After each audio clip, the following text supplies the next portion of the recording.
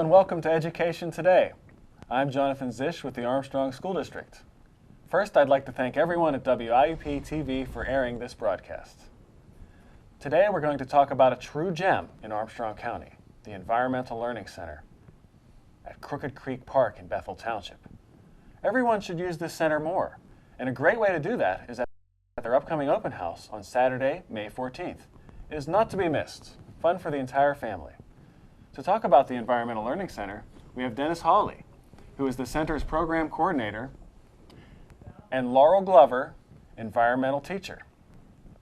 On behalf of the Armstrong School Board and administration, I'd like to welcome you to Education Today. Thank you. Thanks for being here. Thank you. Would you please tell us a little bit about your positions, starting with Dennis?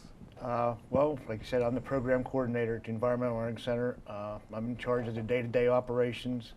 I do just about everything that needs to be done, anything from try to find grants or funding to keep the building open, and schedule groups coming in, and sometimes I do some teaching and just whatever needs to be done to keep things operating. Jack of all trades. Very nice. Laurel? I'm the environmental teacher down there, and what I'm doing is organizing lessons for field trips and also for teachers to use in the classroom if they'd like to borrow some. And I coordinate and teach in the field trips for all the kids that come out there. Oh, that's good. Now, throughout this program, we're going to be seeing scenes from an April 26th field trip that happened at the Environmental Learning Center, in which Armstrong School District students visited and saw all that you have to offer. Spring is your busiest time of year, as I understand, with scores of students taking field trips. So let's start our talk with you, Dennis. Would you please tell me basically just the overview of the Environmental Learning Center, its history, its mission, what it's all about? Okay, well, the Environmental Learning Center was originally built by the Corps of Engineers, and it was a part of the Crooked Creek Lake Park. And it was the only environmental learning center that the Corps operated in the United States. Unfortunately, they had to close it in 1999, and it was in danger of slated for demolition, actually, if no one would take it over. And that's when the Armstrong Educational Trust stepped in to, and they worked out an agreement with the Corps to operate. We have a 25-year lease to operate the facility, the building and the surrounding grounds. And so, well, so the Armstrong Educational Trust kind of came to the rescue there. Right. That's amazing. Yeah. Okay. And so now we rent the building out for any organized group activities, things like, and we schedule field trips with the schools, and we have overnight facilities. I was just going to ask about that, what the Environmental Learning Center has to offer in terms of acreage, building, unique features, things like that. Well, we have 31 acres altogether that we lease from the Corps. And on that 31 acres, we have a nature trail, and there's about 5 acres. It's sort of like a park-type grounds, and we have an herb garden there. The grounds are open to the public all the time. The building itself is restricted to group usage. But we have the 2 buildings. We have, in the building itself, the building is made of sort of like 3 smaller buildings that are put together. The one building has we have a nice collection of mounted animals in there. It's really well set up for doing lots of activities, the way the building's laid out. Is that the bird room by chance that you were referring to? Yeah, some people call it the bird room. I love that. Yeah, it has a lot of names, I guess. Yeah. The bird room or the animal room. What groups regularly use the ELC?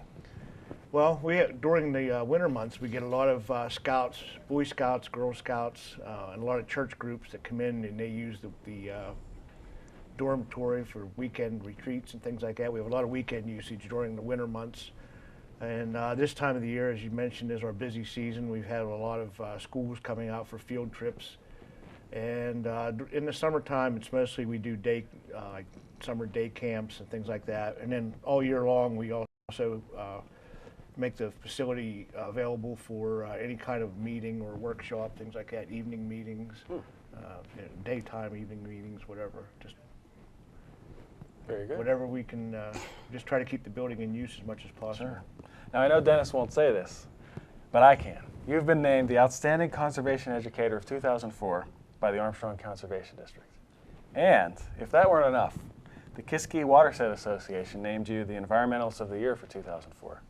I think it's great that your efforts to improve recreation and the environment here are being recognized. So kudos to you. Well, thank you. It was a big honor to get those awards this year, and I don't know if I'm deserving or not, but I really appreciate the recognition by my peers. Sure.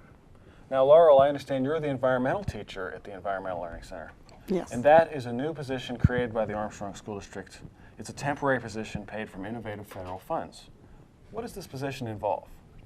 Well, as I said before, I organize lessons for the field trips, and I coordinate the field trips with teachers in our district and other districts. I can work with them or just plan out with Dennis and myself the different activities that we will do for a field trip.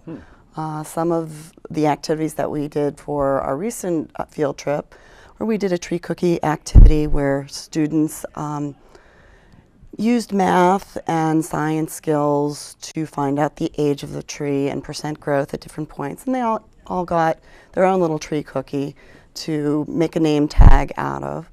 They built terrariums in which the water cycle was demonstrated, and photosynthesis and other principles were discussed. Can I ask you what a tree cookie is? It's a thin slice of a tree trunk. Oh, okay. Where the rings can be seen and counted. Get the age of the tree. Right, right. We have a really nice nature walk. We have a lot of trails, and Dennis does an excellent nature walk, and we also get often Dave Beal from the Armstrong Conservation District has come out and volunteered to do the nature walk for a lot of our groups. Dennis does a stream quality and macroinvertebrate activity down at one of the streams with the kids. We did investigating insects. The kids caught bugs, and we discussed some of the different adaptations and whether they're harmful or helpful. There's many more. It's pretty much unlimited. Really, it seems like it. And there's just numerous activities. Who runs all these field trips and activities? Is it just you and Dennis? Well, Dennis and I can only each do one activity, so we rely on volunteers. As I said, Dave Beal from Armstrong Conservation District. I've gotten some volunteers from IUP, some students from IUP, and Holly Travis, who teaches at IUP, has also come out and volunteered quite a bit to run some of these lessons.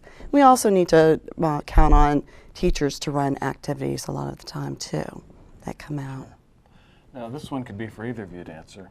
What sort of equipment do you have on hand at the Environmental Learning Center? Well, the first year we were in operation, before we had much usage, we tried to focus on getting equipment to do lessons with. So we collected quite an extensive collection of equipment. We have compound microscopes, we have dissecting microscopes, dissecting kits, lots of labware, water testing equipment, soil testing equipment, just nets and buckets and all the things that we need to do, basically working in the streams or working with forests, trees, or working with soils, things like that. So we have quite a good bit of things on hand to make use of. A lot of high-tech stuff, too, it sounds like. Well, some, yeah. We have some electronic water meters, like multimeters for water, do pH and conductivity, and we have colorimeters to determine contaminant concentrations in water and things like that. We use a lot of the Lamont test kits that work on the colorimetric operation, and we do have quite a bit of high-tech things. We have the microscopes I mentioned before. Those are probably our most expensive or most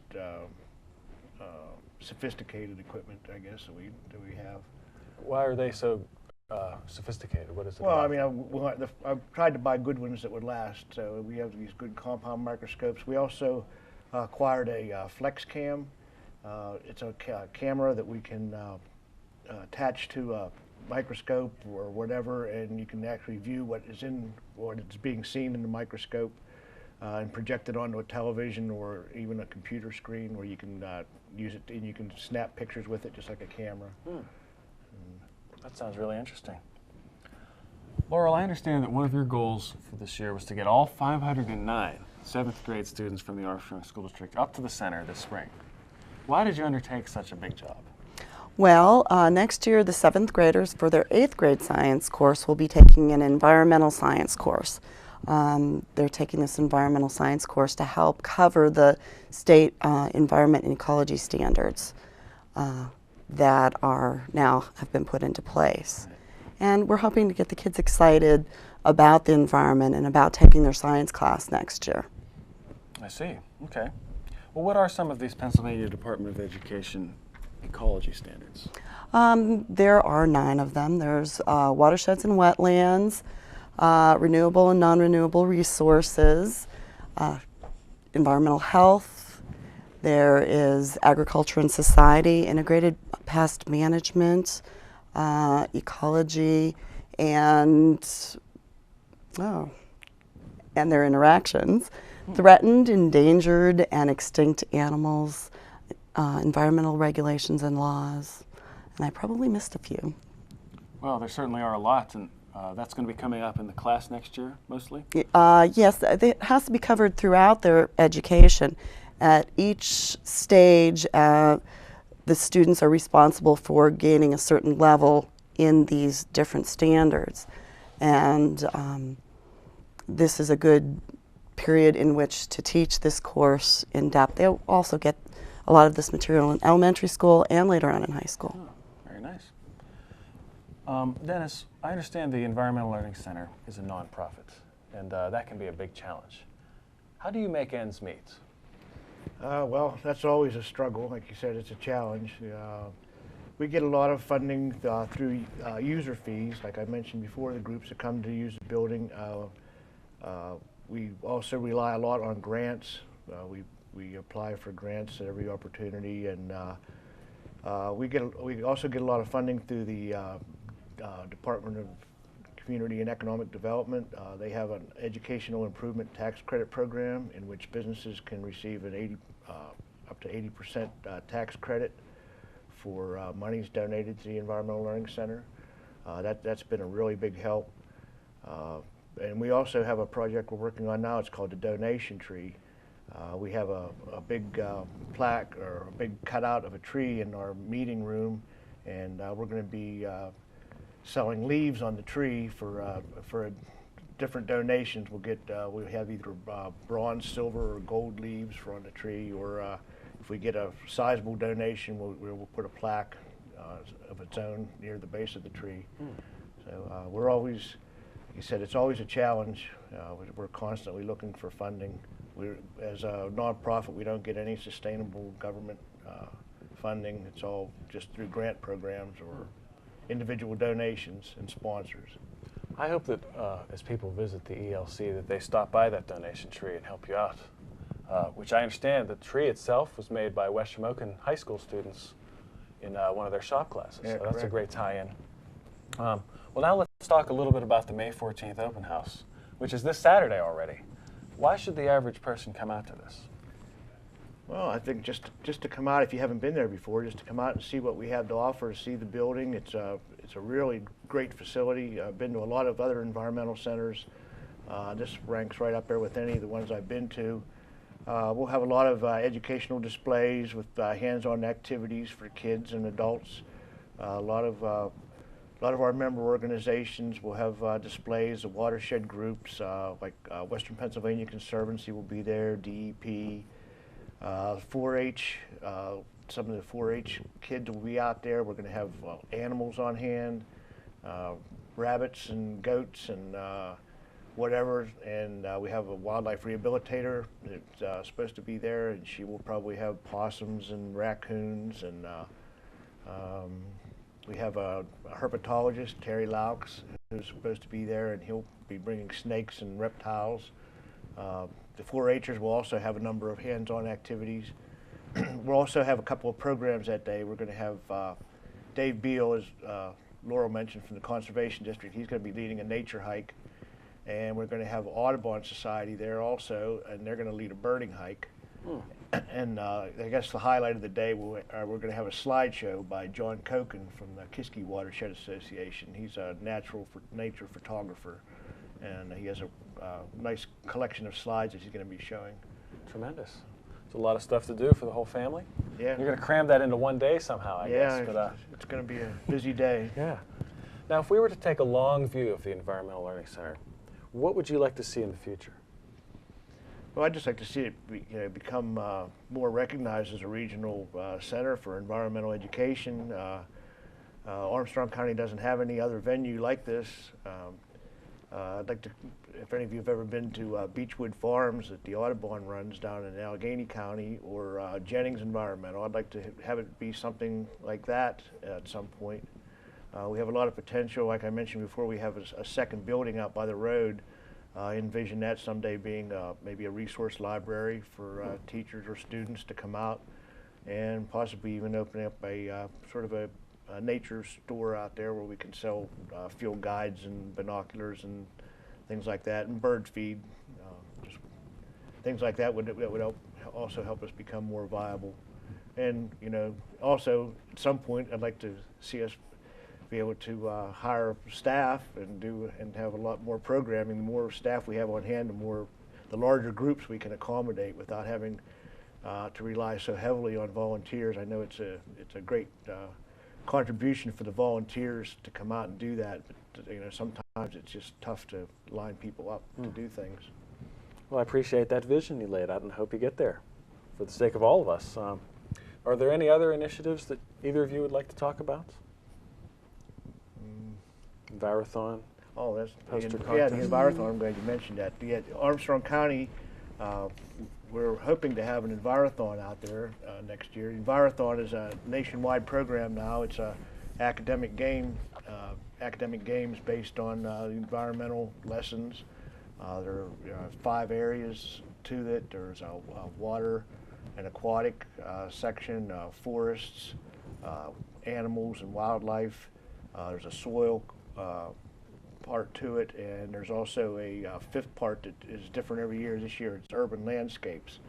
But we're trying to get the schools, to each one of the schools in Armstrong County, we need at least 2 to have a team, and then we're going to possibly hold that out at the Environmental Learning Center next spring. And then the winner from the county Envirothon will go on to the state Envirothon, and then the winner of that goes on to the nationwide Envirothon, which is this year is out in Colorado. It's sponsored by Canon. How about the poster contest that we just had for Earth Day? Maybe Laurel could speak about that. Yeah. She was the impetus behind that. Yeah, we had a lot of really nice posters come in, and if anybody wants to see them, I should have all of them up hopefully by the open house. Our 1st and 2nd grade winner was Celine Johns from Katanning Township Elementary, and the 3rd and 4th grade winner was also from KT, Emma O'Brien. For the 5th and 6th grade category, it was Tommy Skamai from Shannock Valley. For the 7th and 8th grade level, it was Kelsey Copenhaver from Katanning Area Middle School, and our high school winner was Kayla Mazanek from Elderton. We also had some mobiles, and we couldn't choose between some of the mobiles and posters, so we decided to give some of those kids their own special prize, and those winners were Harley Bortz from Katanning Township, Corin McElwain from Shannock Valley, and Anna Nozzle, also from Shannock Valley. They were beautiful. Congratulations to our kids, and I appreciate you giving them credit here on the show. Well, we have time for one last question. Either of you can answer this as you see fit, but with Earth Day wrapping up just a couple of weeks ago, I wondered what your thoughts were on the state of the environment today. Are we better off today than we were when Earth Day was created in 1970? What do you think? Oh, I think we're much better off than we were then. Just having the standards for environment and ecology into the curriculum of the schools is one evidence of that. People are a lot more environmentally conscious now than they were years ago. The water is a lot cleaner. We've done a lot of work cleaning up the streams around here. The air pollution is lower than it used to be. Things are a lot better than they were years ago, but there's still a long way to go. And we can't take any steps back. And I think the key is through education, by people's attitudes, but over the long haul, just starting with the kids, and as they become adults and go out on their own, they'll take environmentally conscious, or make environmentally conscious decisions. That's good. Hopefully we're raising children that will be more environmentally aware than people have been in the past. That's right. I think both of your efforts go a long way towards that. So I'd like to applaud you for what you do every day at Thank you. ELC. Well, thanks. And that's our show for today. I'd like to thank you both for coming on the program and telling us more about the Environmental Learning Center. Thanks for having us. Yep, Yeah, thanks it's for my having us. I'd also like to thank Ed Bauer, who teaches television production classes at Katanning Senior High School. His students did a great job as today's film crew. Please join us again next week for another look at the Armstrong School District. And to learn more about the Environmental Learning Center, visit their websites at crookedcreekelc.org. And please consider coming to their May 14th open house.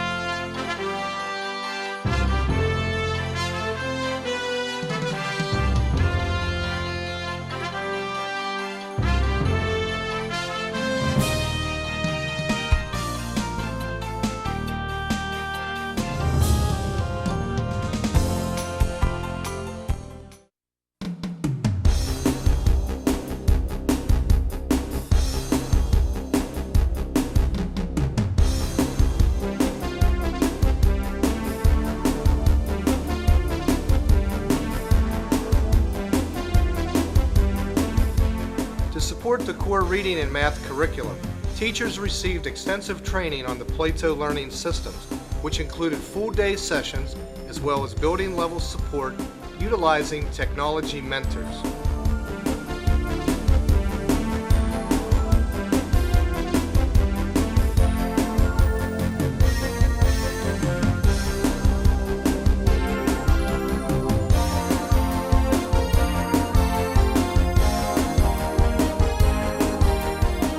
Through the Plato learning systems, teachers created specific learning pathways for students to maximize learning opportunities and began to analyze ongoing assessment information to make instructional decisions to ensure student success.